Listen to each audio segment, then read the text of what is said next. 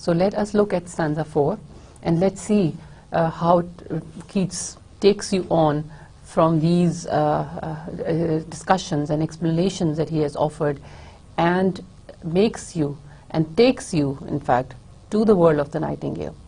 You enter the world of the nightingale with him, and you feel as if you are moving with the poet in the world of the nightingale. So he's going to employ all senses. He's going to use his senses of hearing, his senses of smell, and you can feel that you are with him as he moves along in that world. So in stanza 4, he starts by saying, "Away, away, for I will fly to thee, not charioted by Bacchus and his bards, but on the viewless wings of poesy, though the dull brain perplexes and retards." Away, away. You see the longing? He's longing to be away from this world. He wants to be in the world of the nightingale. He says, "I will fly to thee. I will fly to thee." He wants to be part of the bird of the nightingale. Remember, I told you that he cannot see the bird. The bird was hidden from his view. And I explained to you when I was explaining this bird to you when we discussed The Solitary Reaper by Wordsworth, that it is called nightingale because it is a bird which can sing in the night also. You can hear its voices in the early dawn when it is half night and half day. So this is why it is called nightingale. It sings, sometimes you hear it singing in the nightingale. So the bird is invisible most of the time. Even at daytime when you hear its song, it is singing from the thickets of the bushes. So itself is not visible, but it is a song that holds him entranced. So he's imagining, and he says, "I will fly to thee." He says, "I will come to you, I will go to you, not charioted by Bacchus and his bards." Now Bacchus is a god of wine, and bards are his friends. So he says, "I will not fly to you in the chariot which is driven by Bacchus and his friends." Now this god of wine drives his chariot, his carriage, and which flies. It's a flying chariot. So he says, "No, I will not use the help of wine. I will not use the god of wine and his chariot to reach to you." So he discards that option. He does not need the help of wine to elevate him into that feeling, or to take him to that imaginary world. He says, "I don't need wine, but on the viewless wings of poesy." So but what does he say that he needs to get to the world of nightingale? He says, "I need the wings of poesy, the viewless, which cannot be seen, which can only be felt." He says, my verses, my poetry, my composition, this will take me to the world of nightingale, though the dull brain perplexes and retards. He says, although now he still feels that he's under the effect of the song, and the song has had the same effect on him as any strong wine, or the river in Hades, or the hemlock. So he feels his senses becoming numb and retard, and his emotions becoming dead. So he feels that dull sensation taking hold of him, just as one feels when under the effect of a strong wine or a drug. He says it's not due to the hemlock, it's not due to the river of forgetfulness, but he says, my words, or the song of the nightingale, which inspires my poetry, which inspires these words, this will take me to the world of nightingale. Then he says, already with thee, already with thee. Now he's jubilant, he's happy. He says, I am with you, O nightingale. Tender is the night, and haply the queen moon is on her throne, clustered around by all her starry face. He's happy to be with the bird. He says, but he describes to you the scene. He takes you into the thick of the night. He tells you that it is night time, but he says this night is tender, it is peaceful, it is soft. And happily the queen moon is on her throne. Even the moon is personified as a queen, as a beautiful queen sitting on her throne in all her full glory, surrounded by her starry face, by her attendants. So the moon is also beautifully personified. The moon is the queen of the sky, and it is surrounded by all these attendants, which are her stars. He says the moon is shining brightly in the sky, and it is this peaceful time of the night. But here there is no light. Say what from heaven is with the breezes blown through verdurous glooms and winding mossy ways. He says, but here there is no light. Now he's talking about the world of the nightingale. He's talking about those thickets and bushes and dense forest that he is in. He has gone in search of the nightingale. Remember, he's gone to the world of the nightingale, and the world of the nightingale is hidden from the view. Common eye is hidden from the common eye. He cannot see the bird. He cannot see where it is. So it is hidden. So and it is so thickly hidden and surrounded by thick trees and bushes and leaves that not even the light of the moon can penetrate into that darkness or into the world of the nightingale. He says there is no light here, it's all darkness. But as Keats is going to tell you, even this darkness does not hurt him. Even this darkness is not bad. Even this darkness is not painful. Say what from heaven is with the breezes blown through verdurous glooms and winding mossy ways. Verdurous glooms is again the thickness of the thick forests, which cause this gloom or the darkness. So this home of nightingale is a magical place which is in the thick of the forest, which is in the thickest part of the forest. And he says no light can enter here, no moonlight can enter here, only at intervals, maybe when the breeze blows the leaves and the branches of the trees, then somewhat a little light can flicker through. But he says otherwise there is dense darkness. Now stanza 5. In stanza 5 he says, I cannot see what flowers are at my feet, nor what soft incense hangs upon the boughs, but in embalmed darkness guess each sweet wherewith the seasonable month endows the grass, the thicket, and the fruit tree wild. Now in this stanza he employs his senses. He uses his senses to move through the world of the nightingale. He is still in darkness, and the darkness is so intense that he cannot see around. He cannot see what is around him. He cannot see even his own hands and legs. The darkness is so profuse, so thick, and he can't even see what is at his feet. So because he cannot see, this sense of sight is not working. So he's going to use his other senses to understand the world of nightingale and to explain it to us, explain it to you. So first he's going to employ the sense of, as you shall see, the sense of smell. He uses a sense of smell here in these lines. He says, I can't see what flowers are at my feet. Because it is so dark, he cannot see the plantation, the flowers, the vegetation that is in that part of the forest. He says, nor what soft incense hangs upon the boughs. Soft incense is a sweet smell. He says, I don't know what flowers are hanging on the boughs. Boughs are the branches. I can't see the flowers which are blooming on the branches around me. But he says he can smell their soft perfume. But in embalmed darkness, you see, I told you, the darkness is not painful for him. It is not scary like it normally is. Here he does not associate darkness with sadness, with gloom, with death.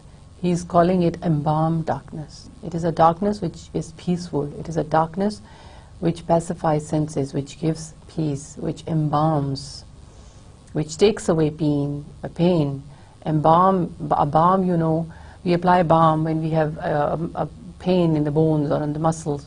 So he's talking about that kind of a feeling, where the darkness has a soothing effect on his senses and on his emotions. Guess, he says, but in embalmed darkness, guess each sweet wherewith the seasonable month endows the grass, the thicket, and the fruit tree. He says, I can guess. I can guess through the sweet smell that has filled up this place in this seasonable month. It is the month of summer, where all the flowers are blooming, and he says even the grass is giving of its soft scent and perfume. Even the thicket is, and the fruit trees, wild fruit trees, are growing nearby. So he says, I can understand from the smell that there is that I'm surrounded with thick grass, that I'm surrounded with the thicket, the small bushes, and there are fruit trees, wild fruit trees around me. White hawthorn and the pastoral eglantine, fast fading violets covered up in leaves, and mid-May's eldest child, the coming musk rose full of dewy wine, the murmurous haunt of flies on summer eves. The words that I have highlighted here are the names of plants, the names of flowers.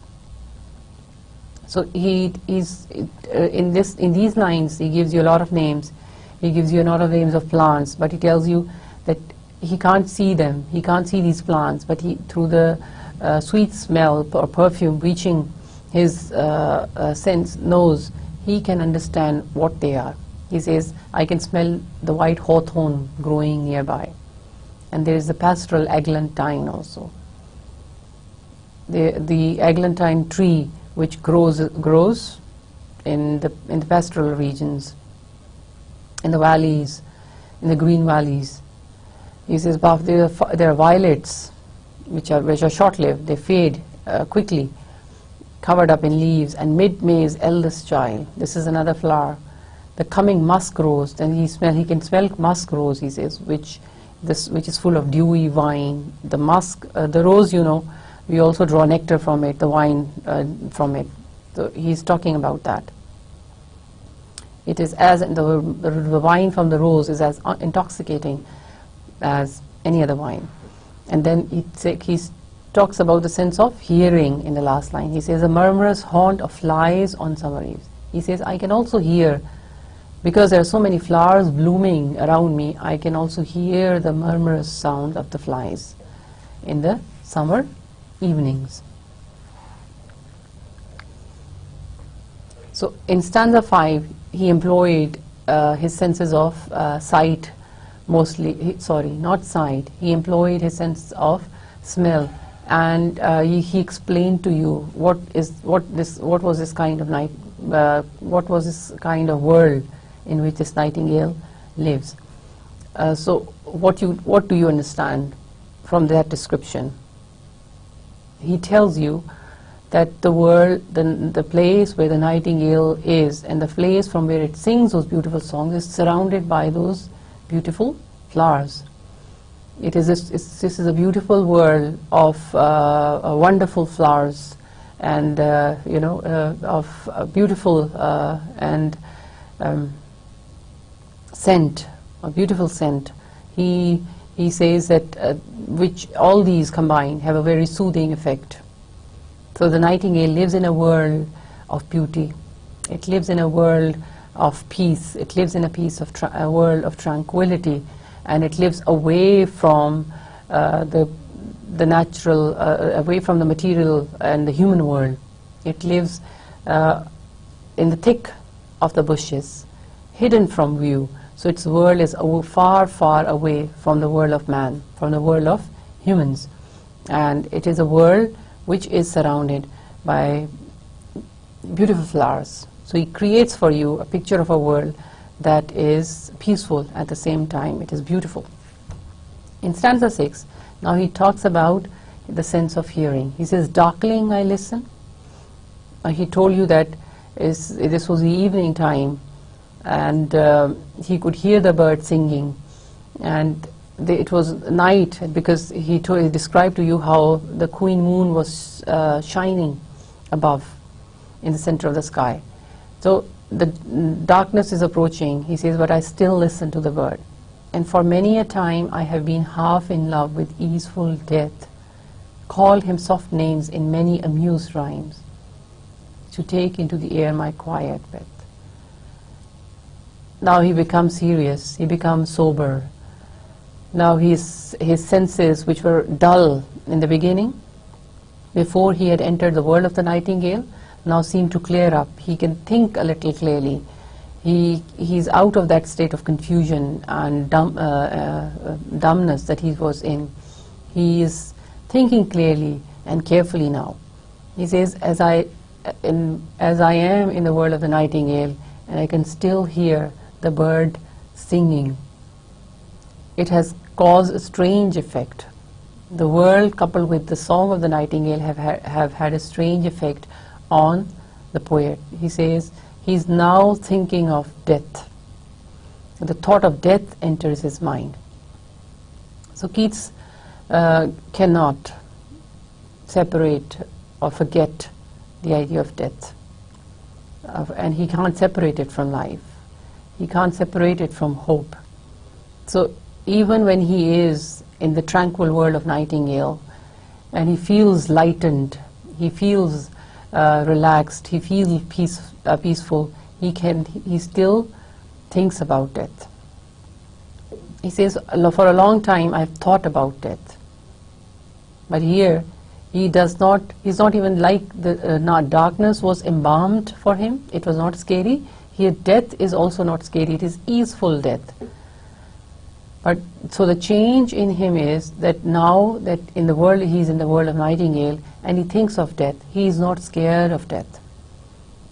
He is not full of pain at the thought of death. He calls it easeful death.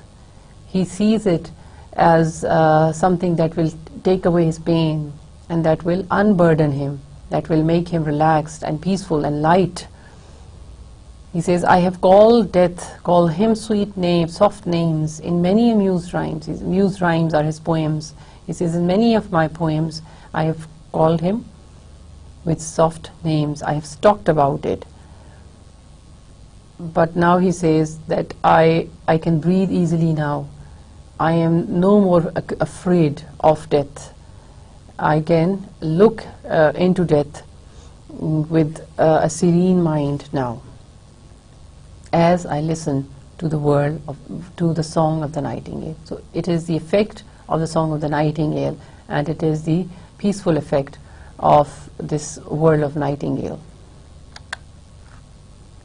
And then he says, now more than ever seems it rich to die, to seize upon midnight with no pain, while thou art pouring forth thy soul abroad in such an ecstasy. Now he is longing to die. We saw in the ode on aggression, and how he's afraid of death, how he's eulogizing, how he's admiring the world of the urn because it is immortal, because death will never touch it. But here we see that he's feeling the opposite. He's no more afraid of death. He's no more scared of it. He says, now more than ever it seems that it is rich to die. Now it is important, because it is this present state of mind only. When he is in that imaginary beautiful world of Nightingale and he can listen to the beautiful song, he is so lost from all that had ever bothered him in his own world or in his own life, that he says even death seems like a pleasant thought to him. It is rich to die, he says, to seize upon the midnight with no pain, because there is no pain in him, no pain, no fear of death, and he feels completely relaxed now, and he is under that tranquil effect of the song of the bird, that all pain, all worries, all tensions have been taken away from him. And as he says, I am listening to the bird, I feel that I can die. I can die peacefully, and I can die happily, and I can die in an ecstasy.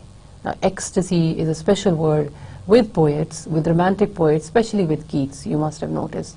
It is, he uses it whenever he's talking about an extreme feeling of joy, when he's talking about an unbounded joy, when he's talking about joy and happiness that is too much to contain, when he's talking about joy and happiness that is unimaginable. So ecstasy, he's talking about extreme sense of happiness, extreme delight, extreme joy.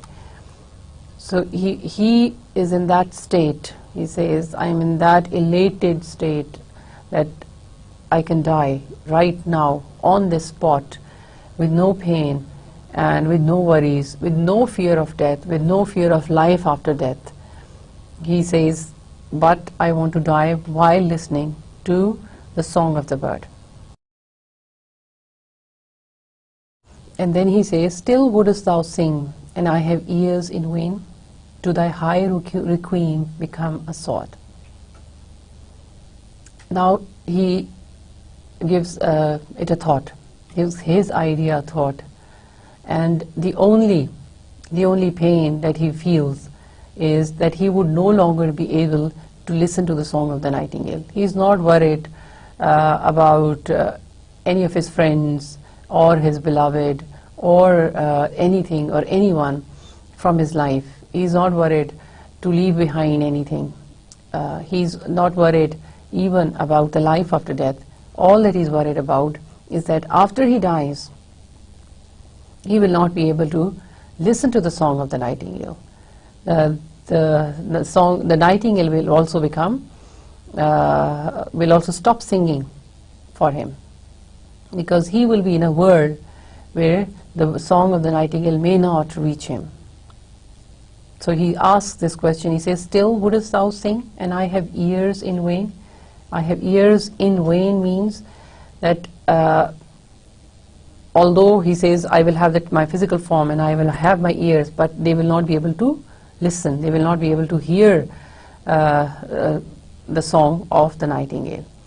Yes, even when I cannot hear you, I cannot listen to you, will you still go on singing? So you see, he puts a question to the nightingale. So the only worry, the only pain that he has is that if he dies, if he chooses to die now on this spot, he says, the song of the nightingale will not reach him. To thy high requiem become a sword.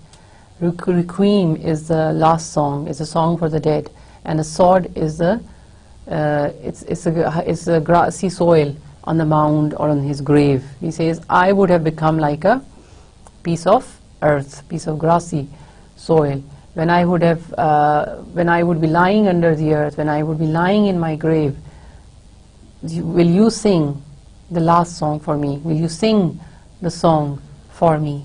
So he is putting that question to the bird of the nightingale. So he will miss the song of the nightingale even when he dies. Then in stanza 7, he says, thou wast not born for death, immortal bird. Now this is important because here he's going to give it an eternal status. The bird now becomes a symbol of immortality. It always was with Keats, from the beginning maybe. We felt it, but it is here that he spells it out. It is here that he explains it in his own words. It is here that he eventually gives it shape for you. So he calls it immortal. Remember in the previous stanza, in the stanza 6 that I just discussed with you, he was talking about death, and he said that death is, he's not afraid of death anymore. That is not a fearful thing for him anymore. He says that he's ready to die while listening to the song of the nightingale, but he says his only fear is that when he'll die, the song of the nightingale will no longer reach him. So in that stanza, he was sort of dividing his world, his new world, where he'll go after he dies, from the nightingale, from the world of the nightingale. But here you shall see, by giving the bird the immortal status. By calling it an immortal bird, he's going to take the nightingale along with him to that world also. He's going to unite the world of the nightingale to all the worlds, to this material world of ours, and to that other world also where the poet will be after he dies. So he says that thou was not born for death. He says, I may die, all human race may die, but O bird, you will not die. But we know, and you know, that birds do die. They also have experienced cyclical death. It is also part of nature. They are not immortal. So why is it that Keats is calling Nightingale immortal? Why does he call him an immortal bird? And you see that he's written bird with a capital B.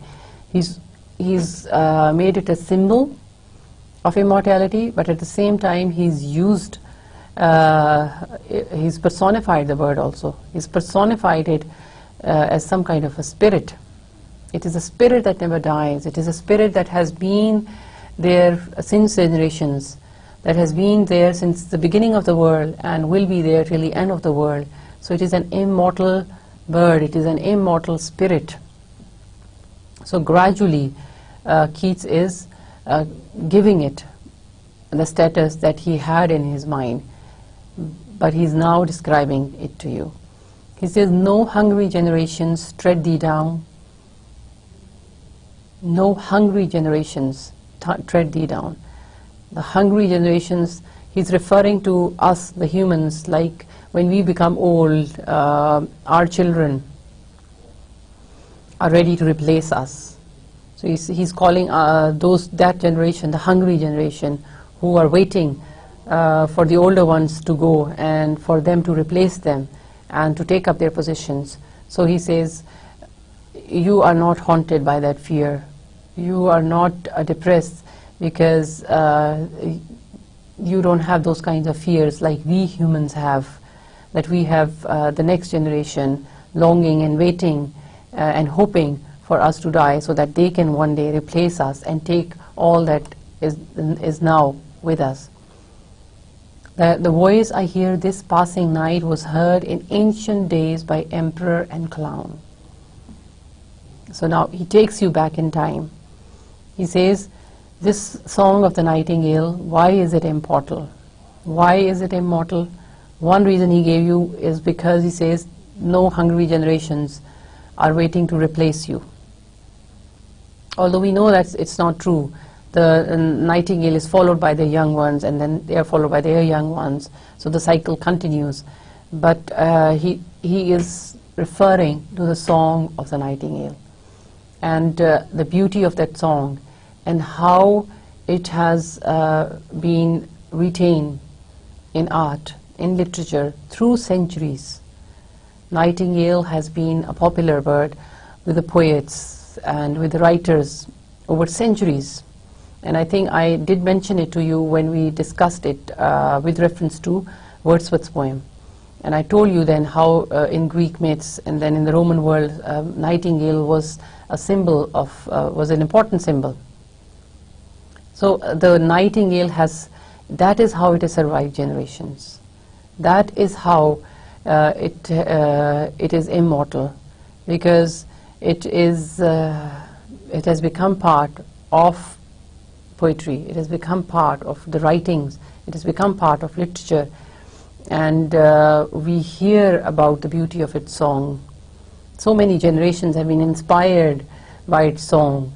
And they may have died, but the song of the nightingale have transferred in the form of the written literary works. It has been transferred from one generation to the next, and that has survived. So in that way, the bird has survived.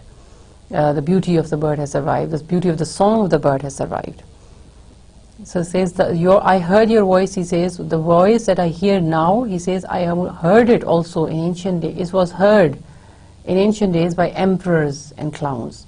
He may be here referring to the glorious days of the Romans. But we can take it further back, and he may be speaking of the Greeks, because remember he was so fond of the Greek golden period.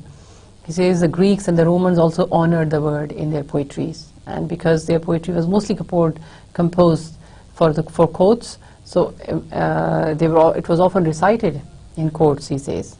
So the bird is immortal because the song has held in trance generations since old time. So he says the same song had inspired people, emperors and clowns, he says, in the old times again.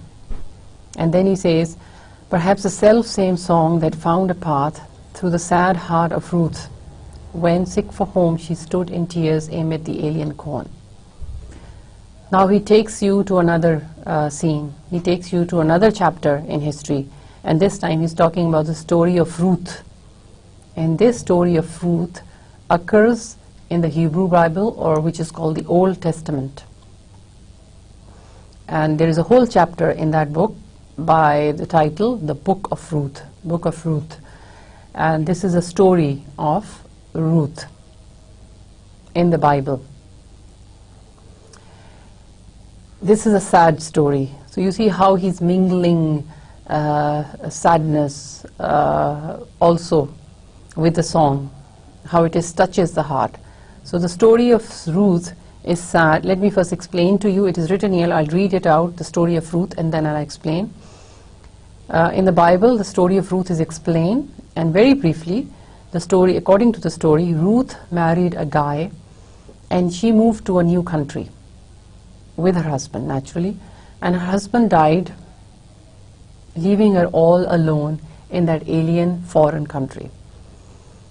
And since she loved her husband a lot, she decided not to leave his world, not to leave his country, not to leave his home, and she stayed there, and she looked after his mother, who was old, and she worked ceaselessly and in the strange fields, and she saw many tough times. She had to work in strange climates, but she worked hard and looked after his mother, and she proved his love for him. And it was during those tiring working hours that she would sometimes sing the song. So this is what the poet is referring to here. Later on, there is some happy ending. She later on remarries, and there is a change of fate, a change of fortunes. But the poet says here that maybe this Ruth, as she worked in the fields, she too was inspired by the song of the nightingale. She too sought inspiration from the song of the nightingale. Maybe her sadness also evaporated when she listened to the song of the nightingale. So she even found tranquility, she even found peace, she may even have found strength from the song of the nightingale. So the poet is connecting the story of Ruth, which is a biblical story, to the song of the nightingale.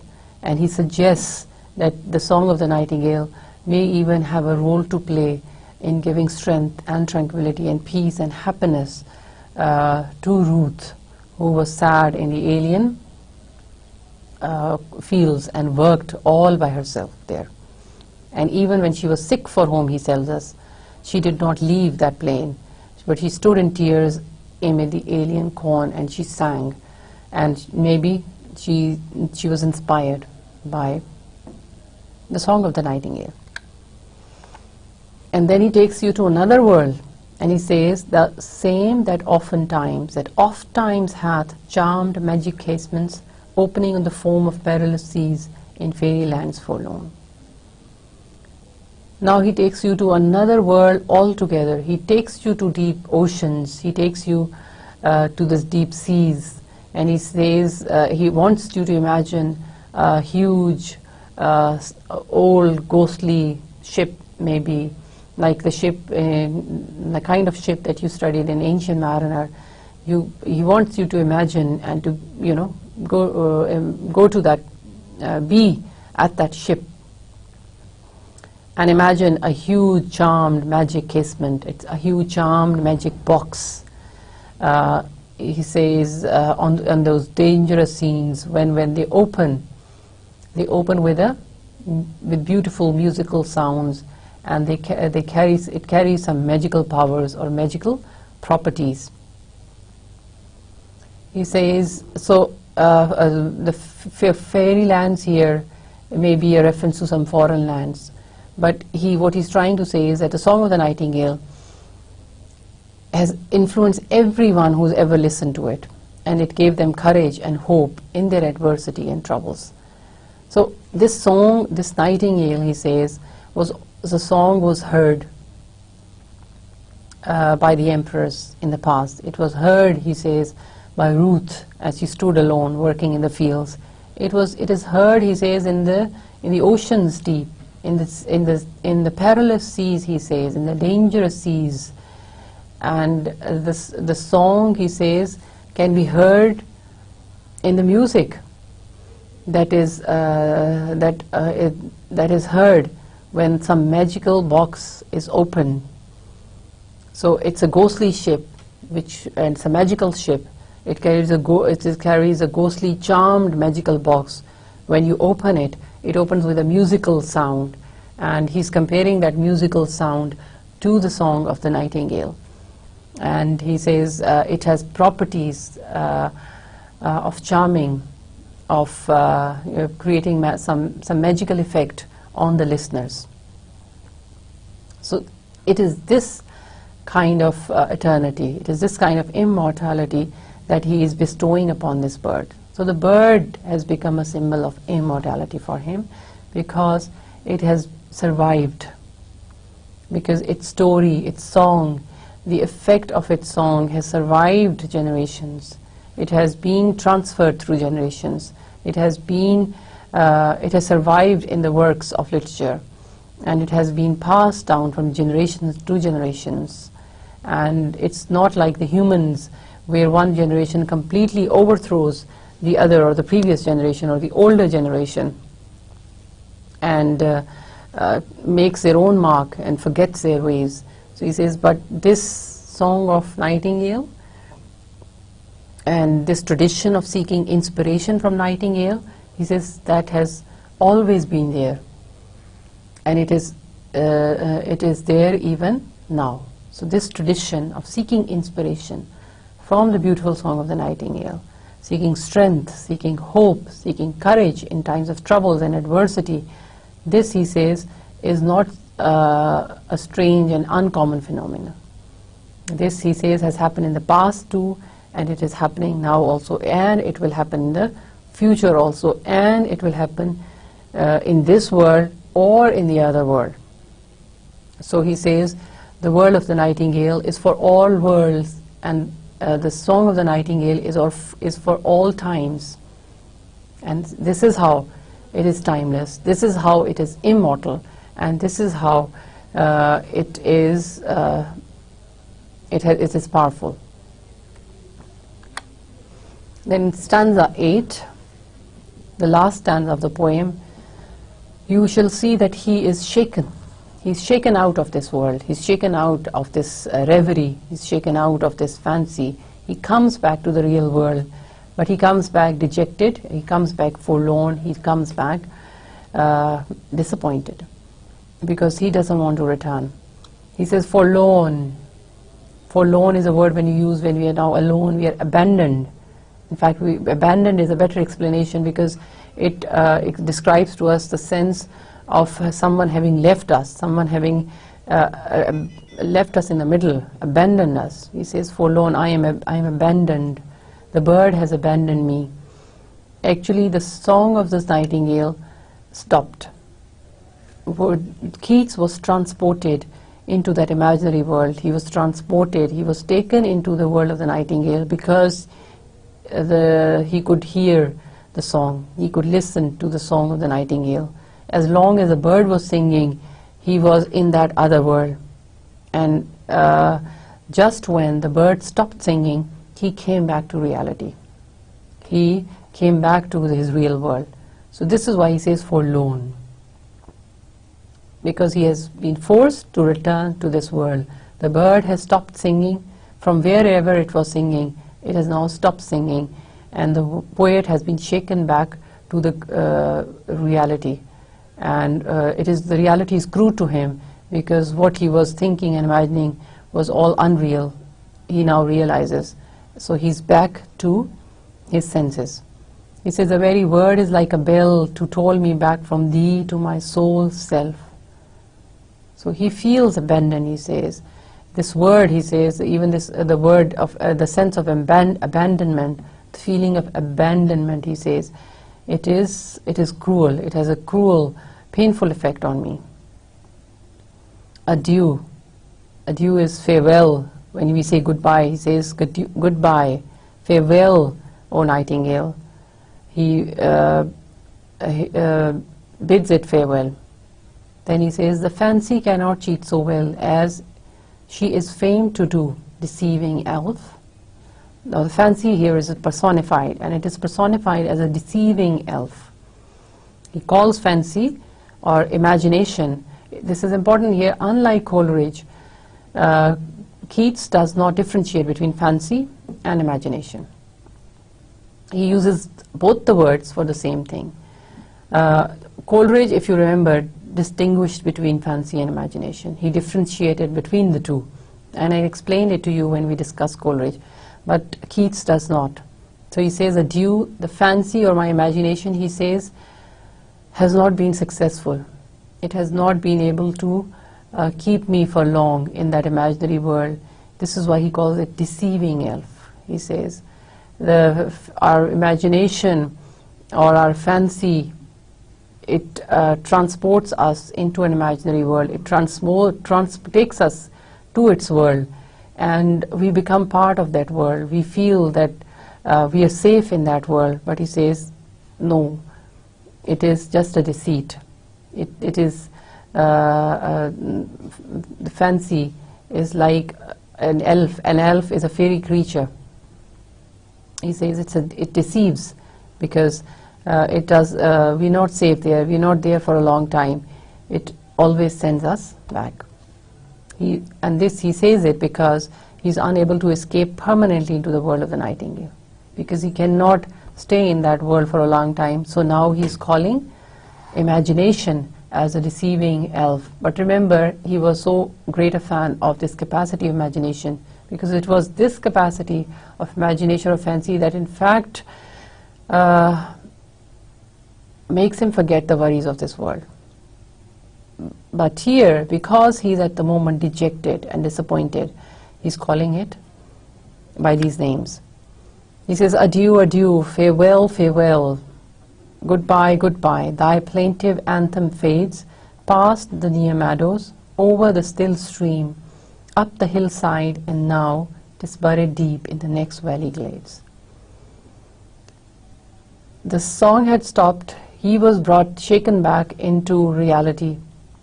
He is dejected because his stay in the imaginary world has ended. But now he says he can hear the singing of the bird again. He calls it the plaintive anthem.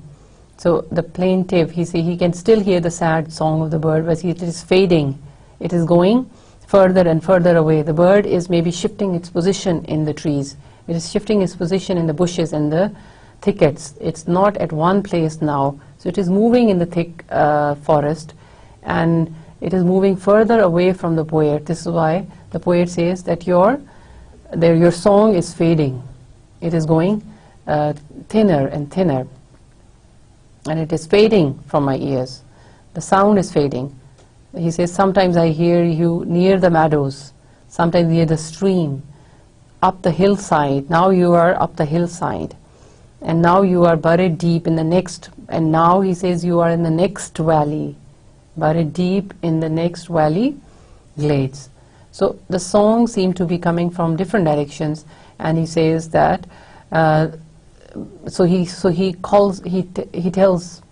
he says goodbye to her, because he knows that the song will no longer be able to have the same effect on him. And then comes, like Ode on Negration, two strange lines. Ode on Negration ended on those two philosophical lines which later on were to become so problematic for the critics. These lines too also offer a lot of problem to the critics, and they are also strange, because Keats, who had up till now seemed to have composed his poem in a natural manner, in these two lines he seemed to somehow appear discordant, appear different from the rest of the poem. He says, was it a vision or a waking dream? He's even doubting that he experienced anything. He's doubting everything now. Although just a few lines above, he told us how imagination or fancy had taken us into that imaginary world. But now he says, was it a vision or a waking dream? He says, did I see a vision? Or did I see a dream as I was awake? He says, was it actually real? Was it actually so real that it was a vision, that I actually saw it? So, but all that thing had so much effect on him that he feels that it was real, but now he can't decide. He says, was it a vision or a waking dream, or I was just daydreaming, that I heard the song and I was transported into that world. So even the song of the nightingale, or even the bird nightingale, that has become a dream now, that has become a vision now for him. Fled is that music, and the reason is because the music is now gone. It was under the trance of music, it was the music that had transported him, and it had caused him that vision or that dream. So now that the song is gone, he doubts everything. He doubts whether the vision was real, whether the dream was whether he actually saw a dream. And then he asks and further confuses us. He says, do I wake or sleep? So am I awake or sleep? He even doubts his own senses now. He even doubts his own senses. He says, am I awake or am I still sleeping? Is this all a dream that I see, or have I really come back to reality? So he cannot decide. So these are once again problematic lines, because at one time they show to us that Keats cannot decide whether he actually entered the world of the nightingale, because he calls it a vision or a waking dream. So either it was all a dream for him and he's waken up from that dream and it was so unreal, or at the other time he says, when he says in the last part, do I wake or sleep, it means that he cannot decide. He cannot decide that he's come out of that world. Is he still part of that world? So he is in a state of confusion. These lines may even depict his longing to be part of that world, because he doesn't want to leave that world, because he still wants to stay in that world. He's talking like this. He does not want to wake up to reality. He does not want to wake up to his real world, of pain and misery. So he is thinking like this. But whatever may be the reasons, these last two lines offer us to think. They make us think on what the poet actually might be feeling. But with this, we come to the end of the poem. And as you must have realized, that there were themes in this poem that were similar to the themes that were explored in Ode on the Grecian Urn. And I think I have now mentioned it on a number of occasions as well. And in fact mentioned those themes to you also. So that should not be a problem now.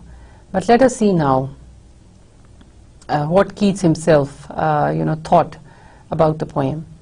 And what else can we decide about the poem.